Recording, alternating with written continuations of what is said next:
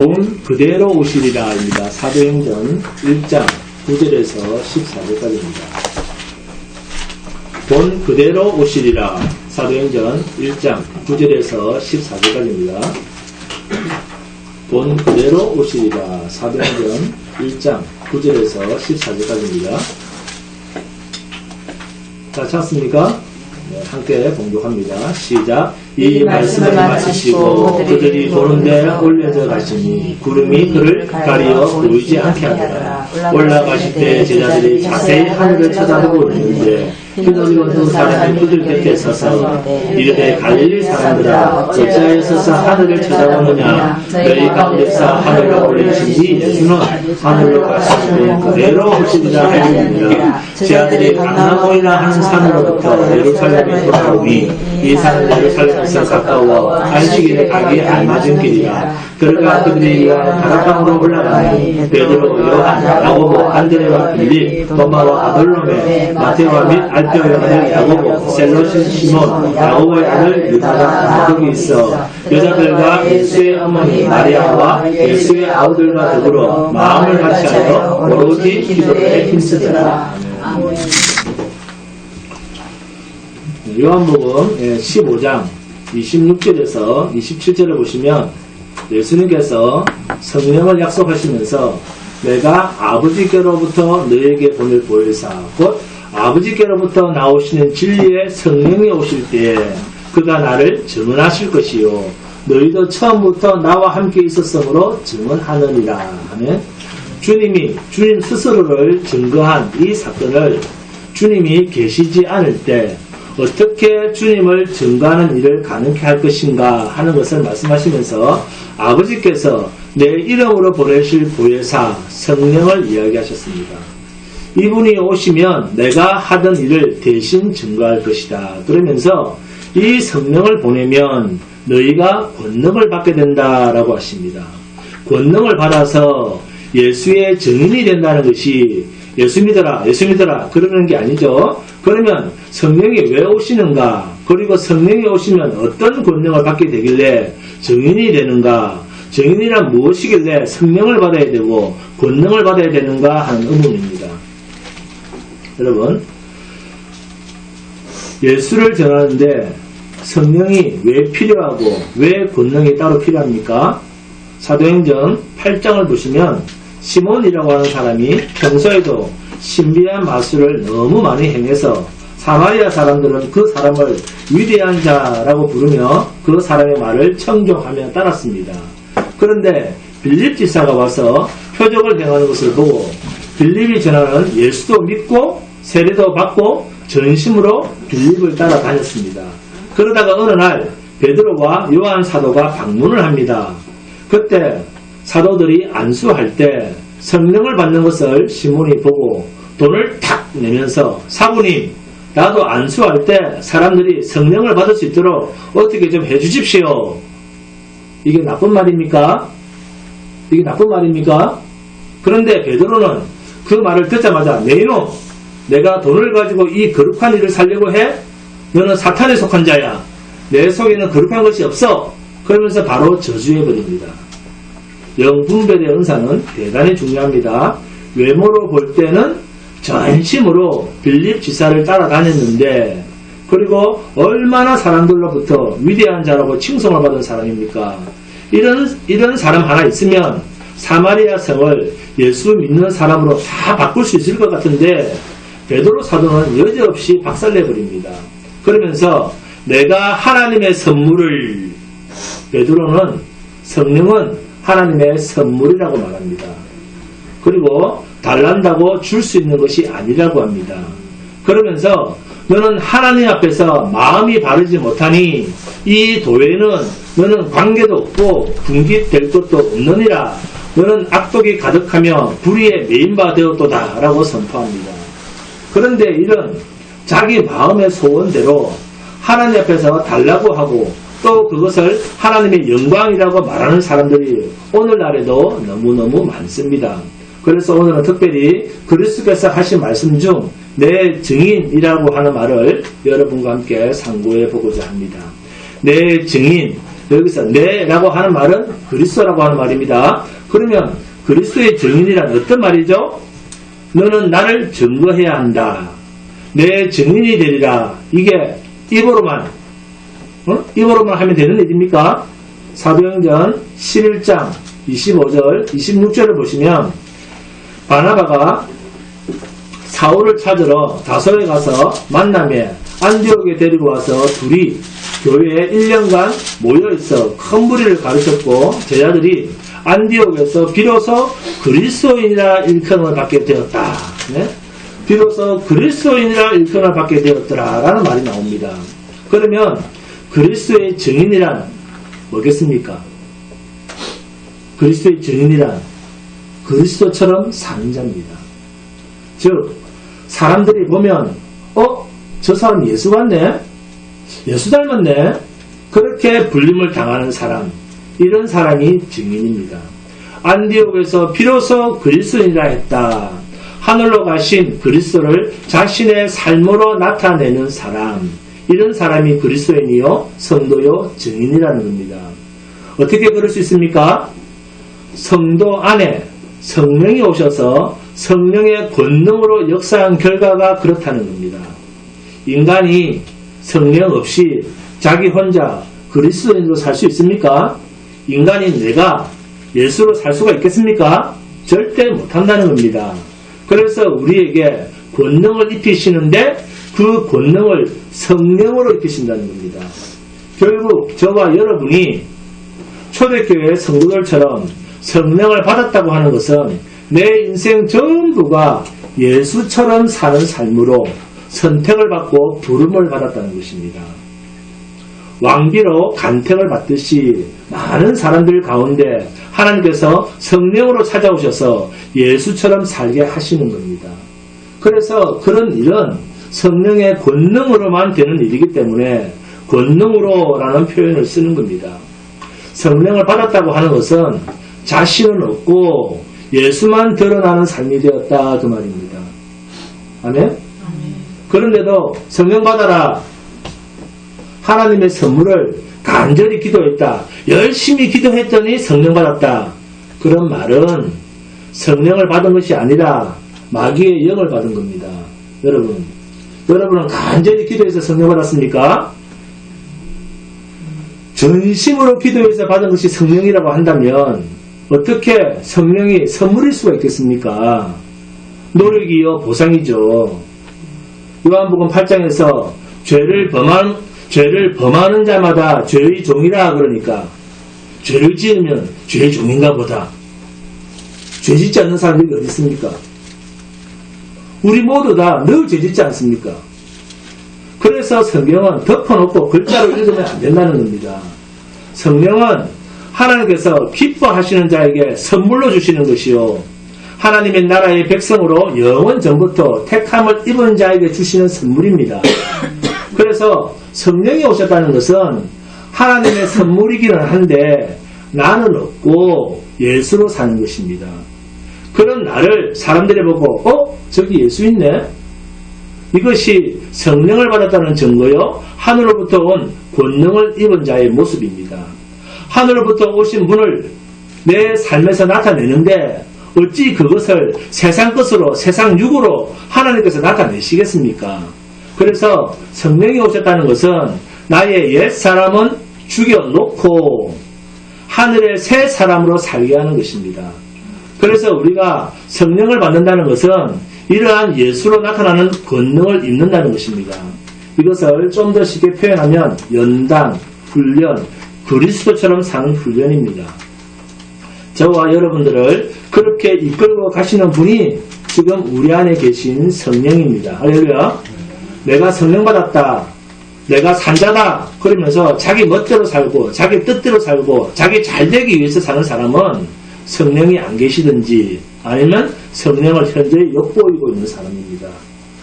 하나님의 영이 우리 안에 오셨다면 성령이 이기겠습니까? 내가 이기겠습니까? 내가 버티면 성령이 우리한테 지겠습니까? 절대 아닙니다. 더 힘들고 더 고달파집니다. 그리고 예수를 증거하는 삶이 우리 인간의 노력으로 됩니까? 안 됩니다. 왜요? 예수님의 삶이나 예수님의 생각이나 예수님이 말씀하신 모든 것이 이 땅의 것이 아니라 하나님 나라의 것이기 때문에 인간은 안 된다는 겁니다. 그래서 성령을 보내셔서 우리가 예수님하고 같은 생각, 같은 마음, 같은 생활을 예수님과 함께 하나님 앞에서 죽기까지 복종하는 삶을 살게 하도록 하기 위해서 성령을 우리에게 선물로 주신 것입니다. 아멘? 그래서 성령을 받았다는 말은 내가 슈퍼맨이 되는 것이 아니고 내가 땅에서 난 자인데 하늘에 속한 자로 살아갈 수 있도록 권능을 입힌 것입니다. 성령을 선물로 거저 받으신 줄 믿으시기 바랍니다. 우리는 너무나 가치 있는 것을 선물로 받았습니다. 하나님이 거저 주신 공기, 우리가 숨 마시는 공기, 예? 만약 이것을 돈 주고 사 마셔라 그러면 여기 아마 죽을 사람 많을 것입니다. 이처럼 진짜 하나님이 주시는 소중한 것은 값으로 따질 수가 없습니다. 그래서 성도에게 남은 것은 그리스도로 살아가는 삶만 남은 것입니다. 이것이 증인입니다. 하루하루의 삶이 내 인생이 아니고 그리스도로 사는 인생. 그러나 인간적으로 생각하면 참 재미없는 인생입니다. 왜요? 자기는 없고 그리스도로 살아야 되니까. 나를 위한 삶, 내 인생에 익숙한 사람이 예수를 증거하고 예수처럼 살아가야 된다. 이게 말처럼 쉽겠습니까? 내 감정이 있고 내 계획이 있고 내 욕심이 있는 사람이 내 인생에서 예수만 나타나야 된다. 이게 사람으로서는 불가능하다는 겁니다. 그래서 성령이 오실 수밖에 없다는 겁니다. 그러면 이렇게 나를 포기하지 못하는 인간에게 성령이 오시면 제일 먼저 뭐부터 하시겠습니까? 너를 죽여버리겠다. 너를 포기시켜버리겠다. 자기를 위해서 살지 않도록 만들어버리시겠다는 겁니다. 이것을 성경에서 뭐라고 그러죠? 성령 세례입니다. 결국 성령 세례라고 하는 것은 옛 사람인 나를 죽이고 하늘로부터 오는 성령으로 새 사람을 입은 것입니다. 그래서 이 새 사람으로서의 내가 정인의 삶을 사는 존재가 되는 겁니다. 그런데 이렇게 되는 것이 우리 인간의 힘으로 되겠습니까? 안 되죠. 그래서 성경은 권능이라는 말, 권세와 능력이라는 말을 한 것입니다. 결국 성령이 오셔서 권능이 나타나는 삶은 그리스도에게 전적으로 복종되고 내 인생이 그리스도의 인생으로 살아가지는 것, 이것이 나타나는 것이 성령의 권능이요, 성령이 오셔서 내가 죽는 것, 이것이 능력입니다. 그래서 성령이 오시지 않으면 성도가 아닌 것입니다. 성령이 오시지도 않았는데 종교 냄새만 풍기는 것은 그냥 종교인일 뿐입니다. 그러나 하나님의 백성은 반드시 성도의 옛 사람을 죽여놓고 하늘로부터 오는 새 생명으로 다시 사는 거듭난 새로운 피조물로 세워서 그 사람을 내 백성이라고 하는 겁니다. 이러한 성령을 선물로 받은 자는 하늘 보좌로 막연히 기약도 없이 떠난 그런 분이 아니라 지금도 내 안에서 우리 안에서 생명으로 함께 하시고 생명으로 함께 계시고 나를 주장하시고 나의 삶에서 예수의 삶이 드러나도록 컨트롤만 하는 것이 아니라 완전히 주관하시는 분으로 인식하면서 살아가는 자, 그 사람을 성도라고 하는 겁니다. 그래서 바울은 내가 사는 것은 내가 사는 것이 아니요 내 안에 그리스도께서 사시는 것이다. 자기가 자기를 마음대로 할 수 없는 자가 되었다 그 말입니다. 성령께 사로잡혀 있는 자는 살아도 자기를 위해서 살지 않고 주의 것으로 사는 자입니다. 그런데도 불구하고 우리의 현실적인 삶을 돌아보면 예수님의 삶의 모습은 하나도 없고 전부가 자기 잘난만 추구하고 살아갑니다. 그런데 목사님, 나는 그렇지 않습니다. 나는 온전히 예수로만 도배해서 살고 있습니다. 그런 분 계시면 손 한번 들어보세요. 누가 봐도 얼굴이든 뭐든 전부 예수로만 도배되어 있는 사람 안 계시죠? 주일인 오늘 하루만이라도 예수가 드러나야 되는데 없다는 겁니다. 여러분, 하나님의 백성인 성도이고 싶습니까? 그렇다면 제발 내 자존심, 내가 남들 앞에서 잘 돼야 되고, 내가 남들 앞에서 인정받아야 되고, 내가 뭔가 잘나야 된다는 것 이제 그만 내려놓으시기 바랍니다. 왜요? 성령이 오셨으면 그런 생각은 꿈에도 못하도록 성령께서 잘라버리십니다. 생각났다 하더라도 회개로 다 넘어지게 되어 있습니다. 주여 나의 악함을 용서하여 주시옵소서. 나의 이런 악한 모습을 보니 아직도 내가 살아있나 봅니다. 주님 이것은 그리스도의 삶이 아닙니다. 라고 회개가 나오도록 만들어버립니다. 이렇게 자기가 주인인 사람을 위해서 주님이 하신 말씀이 있습니다. 사도행전 1장 11절입니다. 이르되 갈릴리 사람들아 어찌하여 서서 하늘을 쳐다보느냐. 너희 가운데서 하늘로 올리신 이 예수는 하늘로 가심을 본 그대로 오시리라 하였느니라. 아멘. 갈릴리 사람들아, 이 갈릴리 사람들은 어떤 사람들입니까? 6절에 주께서 이스라엘 나라를 회복하심이 이때니까 라고 물었던 그 사람들입니다. 자신들이 로마로부터 해방되고 또 메시아로부터 뭔가 길을 펴고 살 것을 기대했는데 이 사람들아 어찌하여 하늘을 쳐다보고 있느냐. 하늘로 가심을 본 그대로 오시리라. 우리가 잘 아는 주의 재림을 이야기하고 있습니다. 그러나 이 말은 마지막 날 다시 온다 그런 말이 아니라 반드시 주님은 이 세상에 너희가 보는 영광의 모습 그대로 오실 날이 있다 그 말입니다. 아주 중요한 말입니다. 7절에 보니까 물론 그 때와 시는 아버지의 권한 아래에 두셨다. 우리가 관심 둘 필요가 없다. 그러나 한 가지 아는 것은 분명히 다시 오신다. 이 땅으로 오신 것처럼 하늘로부터 오셔서 다시 다스리신다는 것입니다. 아멘?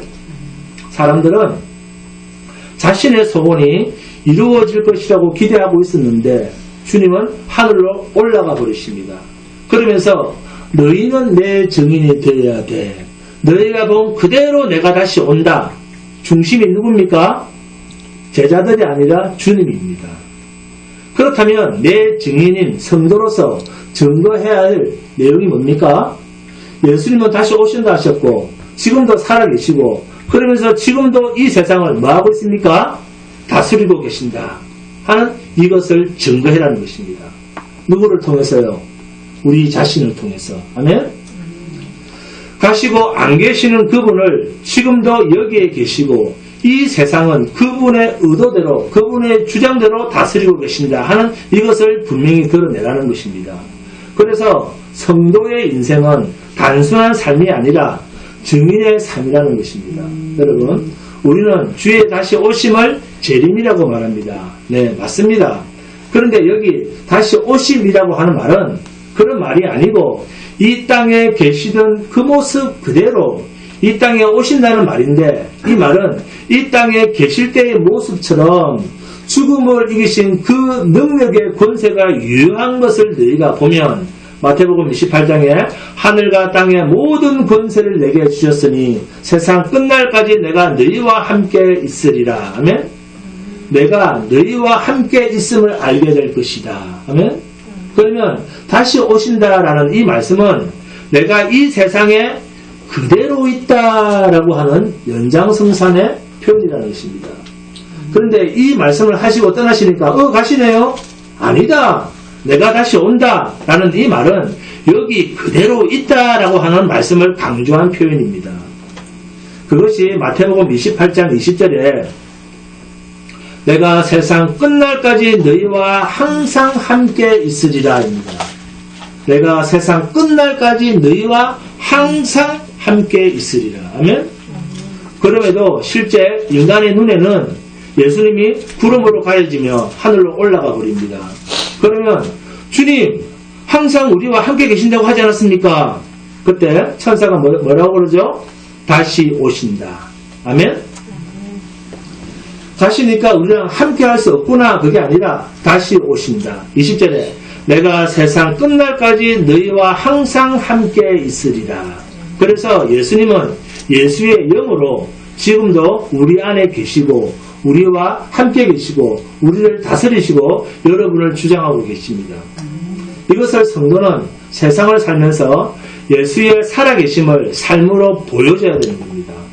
그러면 예수님이 지금 이 땅에 계시고 우리와 함께 하신다는 것을 가장 극명하게 잘 드러내 보일 수 있는 증인의 삶이란 뭐가 있겠습니까? 이 땅에서 하셨던 주님의 말씀을 내가 그대로 행하면 됩니다. 아멘?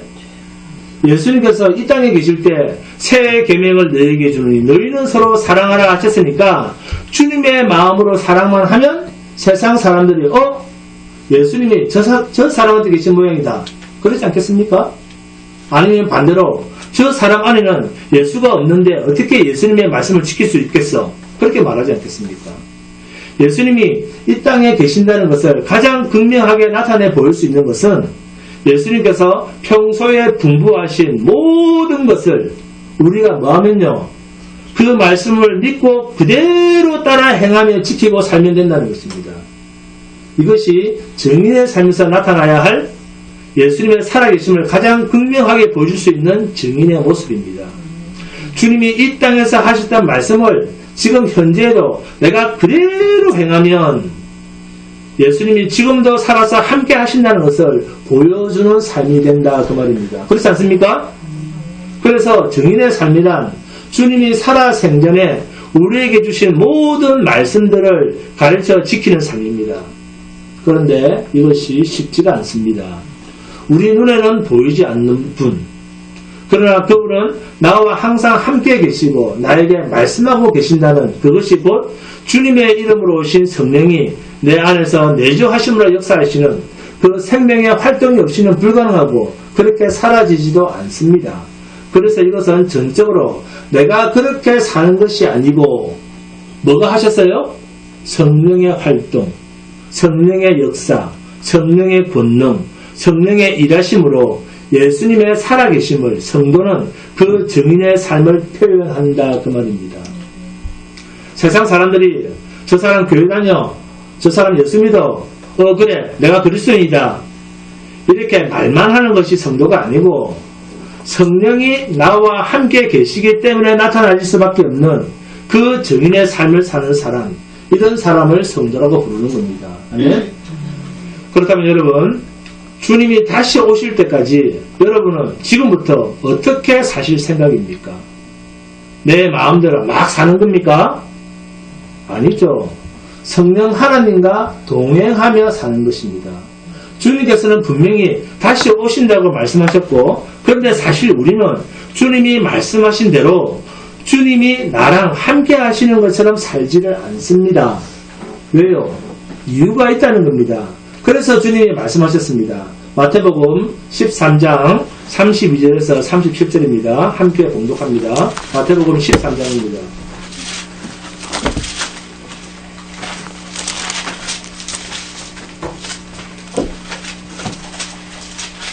마태복음 13장 32절에서 37절입니다. 마가복음을 보겠습니다. 마가복음 13장 32절에서 37절입니다.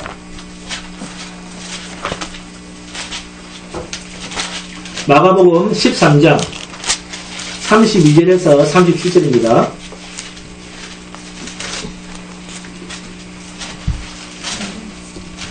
마가복음 13장 32절에서 37절. 마가복음 13장 32절에서 37절입니다. 이슬람 같이 하셨습니까? 네, 그러면 함께 봉독하도록 하겠습니다. 32절부터입니다. 시작. 그러나 그날과 그때는 아무도 모르나니 하늘에 있는 천사들도 아들도 모르고 아버지만 아시느니라. 주의하라 깨어있으라. 그때가 언제인지 알지 못하니라. 자, 그때와 시를 알지 못하기 때문에 뭐라고 있으라 그러죠? 주의하고 깨어있으라. 자, 34절. 가령 사람이 집을 떠나 타국으로 갈 때에 그 종들에게 권한을 주어 각각 사물을 맡기며 문지기에게 깨어있으라 명한 것 같으니 그러므로 깨어있으라. 집주인이 언제 올는지 혹 저물 때일는지 밤중일는지 닭울 때일는지 새벽일는지 너희가 알지 못합니다. 그가 호련히 와서 너희가 자는 것을 보지 않도록 하라. 깨어있으라. 내가 너희에게 하는 이 말은 모든 사람에게 하는 말입니다 하시니라. 네. 자, 누구에게 하는 말이라고 합니까? 자, 모든 사람입니다. 깨어있으라.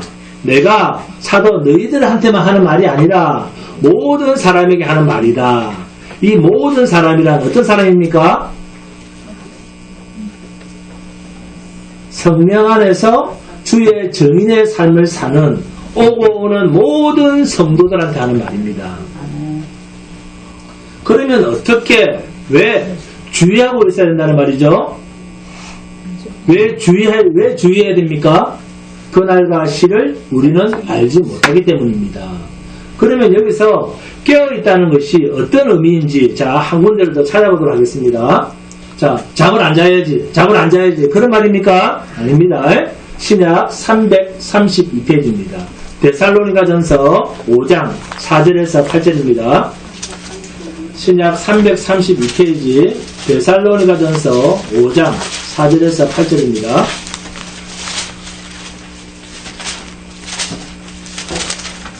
데살로니가전서 5장 4절에서 8절입니다. 자, 주한기양 다 찾았습니까? 자, 함께 봉독합니다. 시작. 형제들아 너희는 어둠에 있지 아니하며 그날이 도둑같이 너희에게 임하지 못하리니 너희는 다 빛의 아들이요 낮의 아들이라. 우리가 밤이나 어둠에 속하지 아니하나니 그러므로 우리는 다른 이들과 같이 자지 말고 오직 깨어 정신을 차릴지라. 자는 자들은 밤에 자고 취하는 자들은 밤에 취하되 우리는 낮에 속하였으니 정신을 차리고 믿음과 사랑에 호신경을 붙이고 구원의 소망의 투구를 쓰자. 네? 자지 않는다. 깨어있다는 말이 어떤 뜻입니까? 잠 안 잔다. 그런 말입니까? 아니죠. 잔다는 말은 어둠에 속하고 깨어있다는 것은 빛의 아들에 속한다. 그 말입니다. 이것이 자기 행위로 되는 일입니까? 아닙니다. 여러분, 빛이 있는 동안을 우리는 낮이다라고 표현합니다. 그래서 빛의 아들들은 낮에 속했기 때문에 자는 사람이 아니라는 겁니다. 이것은 우리의 노력이 아니라 하나님께서 우리를 빛 가운데 두게 하심으로써 언제 오실지 모를 그 주님을 알게 하신다는 겁니다. 그리고 도적같이 임한다. 도적이라고 하는 말은 우리가 원하지도 않고 올 거라고 생각지도 않은 그런 것입니다.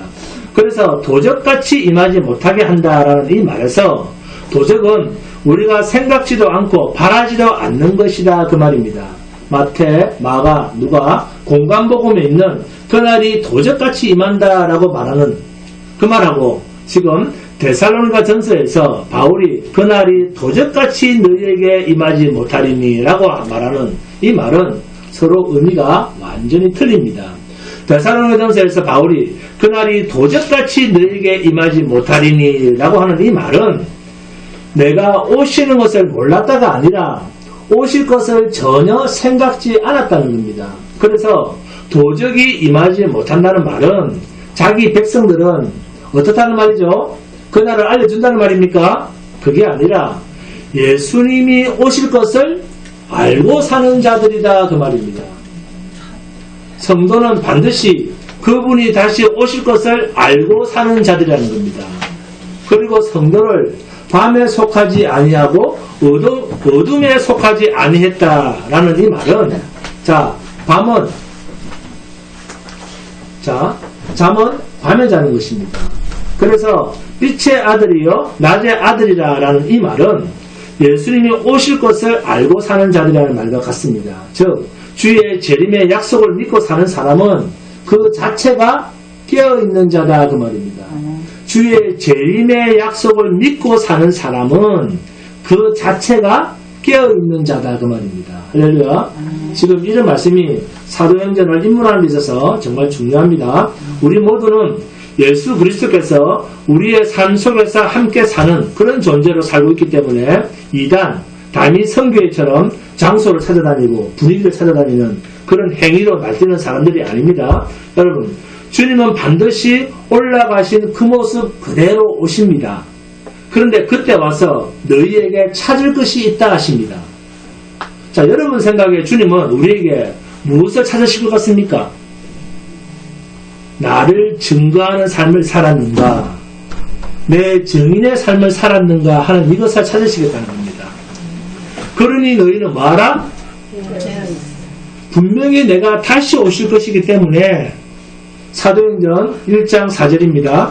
군부하여 이르되 예루살렘을 떠나지 말고 내게서 들은 바 아버지께서 약속하신 것을 기다리라.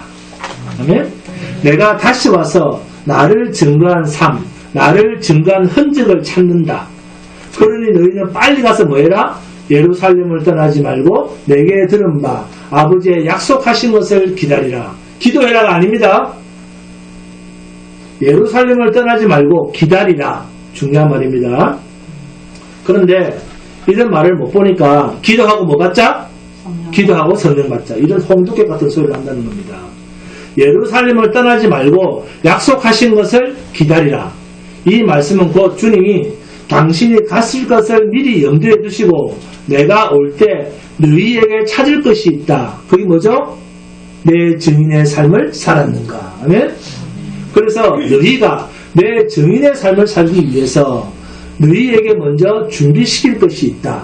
그게 사도행전 1장 4절에서 5절 말씀입니다. 약속하신 것을 기다리라. 성령으로 너희가 세례를 받으리라. 아멘? 바로 이 증인의 삶을 살아야 되는데 먼저 되어져야 할 일이 세례를 받으라. 뭐 하려고요? 나라고 하는 자기를 죽이려고. 아멘? 이해하시겠습니까? 자, 그러면 이제 사도행전 1장 12절에서 14절 말씀이 어떤 뜻인지 이해가 됩니다. 자, 사도행전 1장 12절에서 14절을 다 함께 봉독합니다. 12절부터 14절입니다.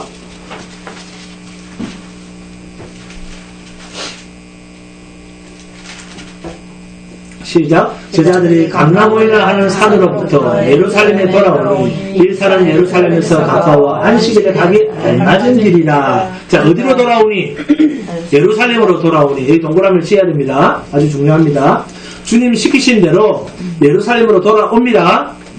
그 예루살렘을 떠나지 말고 13절입니다. 시작. 들어가 그들이 유하는 다락방으로 올라가니 베드로, 요한, 야고보, 안드레와 빌립, 도마와 바돌로메, 마테오와 알페의 아들 야고보, 셀로신 시몬, 야고보의 아들 유다가 다 거기 있어 여자들과 예수의 어머니 마리아와 예수의 아우들과 더불어 마음을 같이하여 오로지 기도에 힘쓰더라. 아멘. 마음을 같이하여 오로지 기도에 힘쓰더라. 여기 동그라미를 칩니다. 자, 다시 봅니다. 1장 4절에 예루살렘을 떠나지 말고, 그리고 5절에 성령으로 세례를 받으리라. 자, 그리고 12절에 예루살렘으로 돌아와서 14절에 오로지 기도에 힘쓰더라.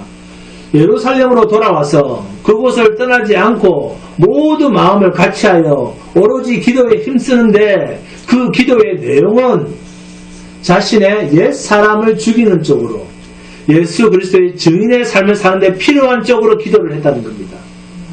그래서 십자가에 달려서 죽은 예수님이 정말 3일 만에 다시 살아나시고 지금도 하나님 보좌 우편에 앉아 계시고 우리를 위하여 살아서 대신 간구하시며 반드시 가신 모습 그대로 다시 오실 것을 믿는다고 하는 사람을 성도라고 하는 겁니다. 우리가 이것을 믿는 성도라고 한다면 예수님이 가신 그 하늘만 쳐다볼 것이 아니라 예수님이 말씀하신 대로 예수 증인의 삶을 살기에 힘써야 됩니다. 이것이 진정한 재림을 기다리는 성도의 모습입니다. 그렇다면 주의 재림을 가장 가깝게 느끼며 살 수 있는 방법이 뭐겠습니까? 오늘 내게 맡겨진 증인의 삶을 성실하게 사는 것입니다. 주님이 언제 오실지 몰라서 지루한 사람 손 한번 들어보세요. 김현식 씨는 지루하십니까? 어차피 주의 재림은 하나님이 작정한 날이요 하나님의 권한 아래에 있는 날이라고 한다면 그날이 임할 때까지 내게 맡겨진 일에 성실히 응답받는 그 사람이 주님을 가장 빨리 만나는 사람입니다. 그러므로 성도에게 가장 중요한 것은 오늘 하루를 예수 생명으로 살고 성도답게 사는 삶입니다. 자기 영광이 아니라 하나님의 영광을 위해서 사는 삶, 내 자신을 위해서 사는 것이 아니라 하나님이 기뻐하시는 사람이 되고 하나님이 기뻐하시는 십자가의 길을 걷는 삶입니다.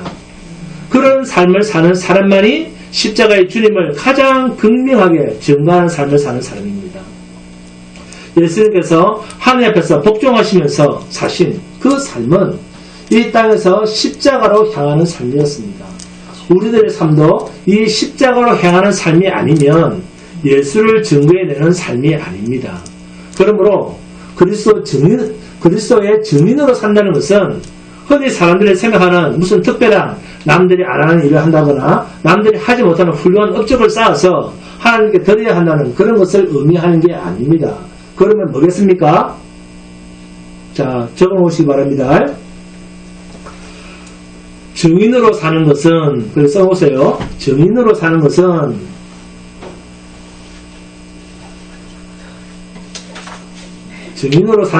자, 써보시기 바랍니다. 펜 들고 서있으면 쓰고 계십니까?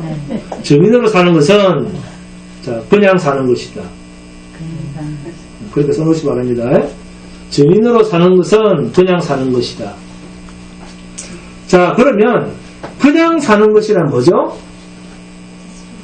살아계신 예수님이 성령으로 내 안에 오셔서 나를 죽여놓고 당신이 주인이 되셔서 사는 삶에 내가 완전히 맡겨져 있는 삶입니다. 좀 더 쉽게 표현하면 그냥 주 뜻대로 사는 삶. 아멘? 내 뜻대로 사는 것이 아니라 성령이 오셨으면 나타나질 수밖에 없는 종으로 사라지는 것입니다. 내가 이것에 거역되지 않고 그대로 순종하고 사라지게 되면 그 성령이 내주한 자에게는 성령으로 말미암는 그리스도의 삶이 나타나질 수밖에 없습니다. 이것이 내 모습 이대로 사는 성도의 삶입니다. 아멘? 그런데 우리는 기껏 주의 재림을 기다리고 주가 기뻐하시는 삶을 산다는 그것이 뭡니까? 우리는 주일 예배에 빠지면 안 되는데 이러면 하나님께 벌 주시지. 또는 성경 안 읽는 것, 기도 안 하는 것. 여러분, 그런 것이 예수님께서 우리에게 말씀하신 두려움입니까? 그런 수준이라면 그 사람은 증인의 삶 근처도 못 가본 그냥 종교인입니다. 성도는 세상에서의 성공이 목적이 아닙니다. 예수가 열심히 해서 세상에 성공했습니까? 이 땅에서의 우리의 삶 하나하나가 돈 많이 벌고 우리 개인이 남들한테 인정받는 그런 삶이 예수의 삶이었습니까? 아닙니다. 그러면 예수님이 내 안에 계셔서 나랑 함께 살아가는 삶이란 어떤 삶이겠습니까? 예수님이 내 안에 계셔서 나타나는 삶은 죄인된 우리 자신이 부인되는 삶입니다. 죄인된 우리 인간이 추구하는 그 모든 일련의 사건들이 포기되는 쪽으로 나타나는 삶입니다. 여러분, 오늘 우리 모두가 가지는 성도로서의 삶은 예수 위에 있는 삶이 아니고 예수 아래에 있는 삶도 아닌 예수 안에 있는 삶입니다. 곧 예수님을 위한 삶이지 나라고 하는 개체가 따로 예수님과 존재하면서 어떤 긴밀한 것으로 연관된 그런 관계가 아닙니다. 그래서 성경은 그리스도인들을 두고 그리스도의 몸을 이루는 지체라고 말하지 않습니까? 서로 따로 떨어진 객체가 아니고 예수 따로 내 따로 서로 떨어진 객체가 아니고 그리스도 안, 네? 그리스도 안에 섞여 있으면서 한 몸을 이루는 지체가 있습니다. 이 예수는 하늘로 가심을 본 그대로 오실 것입니다. 오시니까 너희는 오실 때까지 증인의 삶을 살아라. 너희 소원을 이루는 것이 아니라 내 소원을 이루어라. 내 소원은 너희가 나의 증인의 삶을 사는 것이다. 아멘?